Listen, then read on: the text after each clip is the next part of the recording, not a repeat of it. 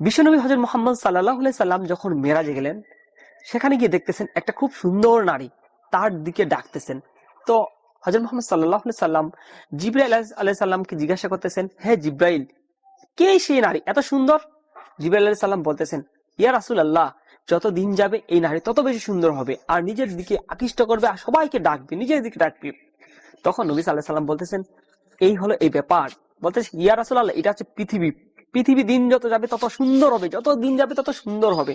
তারপর তাকে নিজের দিকে টানবে মানুষকে, তখন মানুষ তার মায়ায় তার ভালোবাসায় পড়ে যাবে, মৃত্যুর কথা ভুলে যাবে। সে যে মরবে সে কখনো মাথায় নিয়ে আসবে না, সে যে মৃত্যুবরণ করবে তার দিকে টানবে, তার দিকে টানবে মানুষ। তত পৃথিবীর লালসায় ঝুঁকে পড়বে এবং ঝুঁকতে ঝুঁকতে ঝুঁকতে ঝুঁকতে একসময় পৃথিবী থেকে বিদায় নিবে। আর বিদায় নেওয়ার পর যখন সে পরকালে আসবে তখন বুঝবে যে আমি একটা ধোঁকায় ছিলাম, একটা মরিচিকায় ছিলাম, একটা স্বপ্নে ছিলাম, এই পুরো পৃথিবীটা একটা স্বপ্ন। তো সেই কথাটা আস্তে আস্তে বাস্তব মিলে আছে। দেখেন আজকে এআই এর মতো পাওয়ারফুল জিনিস বার হচ্ছে, বিভিন্ন ধরনের অ্যাডভান্স ডিভাইস বার হচ্ছে যা আমাদেরকে টানতেছে। আমরা এখন দুনিয়াতে এমন ভাবে বেড়াচ্ছি মনে হয় আমাদের কোনো মৃত্যুই হবে না। হায় রে মানুষ।